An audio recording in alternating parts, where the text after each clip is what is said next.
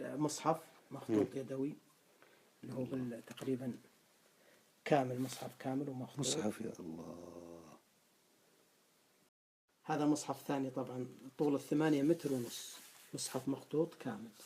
هذه بداية الصورة. ايه. طبعا هذه من محافظة مرات، هذا اللي يشحنون فيها الكحل. الكحل يجي حجر، وهذا المسحن حق الكحل يشحنون فيه الكحل. طبعا هذا اللي يطبعون به القماش حق يفرقون بين قماش المرأة والرجل. هذا اللي يحطونه طبعا في قروف رمان ويطبخونه، وبعدين يطلع زي البوية. هذا شت الفناجيل طبعا، وفي الغطاء هذا يحفظون فيه اللي هو الزند حق توليع النار. يولعون النار وكذا من أول. نعم، يولعون النار بالطريقة هذه طبعا. هذا الزند وهذا الصوان وهذه الضرمة الخرقة اللي يضرمون يولعون النار كذا الأول. يا الله. بالطريقة هذه. الله أكبر. هذه البلاد السعودية عام 1373. هذا خبر وفاة الملك عبد العزيز، الله يغفر له ويرحمه، تغمده بجنته الواسعة إن شاء الله. الله أكبر، آمين. هذا الصندوق طبعا ثلاثة أدراج، وهذا المقبأ السري اللي هو عجيب. ايه هذا نبغاه. الله أكبر. هذا طلب من مدرسة مرات عام 73 اللي هم يطلبون حصر وساعة حائط وعلم السعودي ومعامل القهوة الشاي وقرب للماء وباريق للماء. لأن هذا الزند وهذه الصوانة معروف، هذه اللي يضرمون فيها النار، تحضر بالبارود أو تفرك في لغد شات أو بحنظلة. في لغد شات، يا ساتر. ايه أو حنظلة.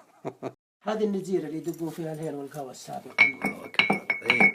وهذه الملعقة اللي يطلعون بها الهيل والقهوة. ورني ذا الملعقة يا الله. هذا الموس حق الحلاقة طبعا ما يرمى، يحلق به 70-80 واحد. وهذا المسن حقه يسن بالطريقة هذه، يسن الموس نعم، ويسوي يحلق بالثاني.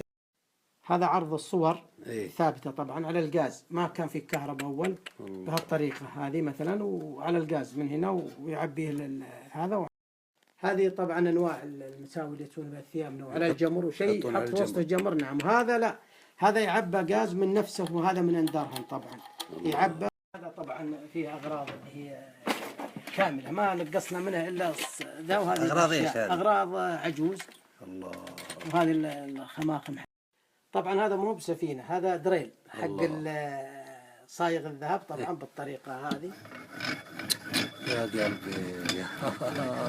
1251. هذا الصاع طبعا. هذا اللي يوزنون به. لا، يتيلون به. هذا اللي يتيلون به.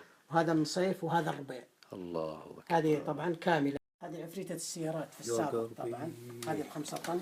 5 طن دي. نعم، اللي هم يدفعون بالسيارات. يدفعون بالسيارات. بهالطريقة هي.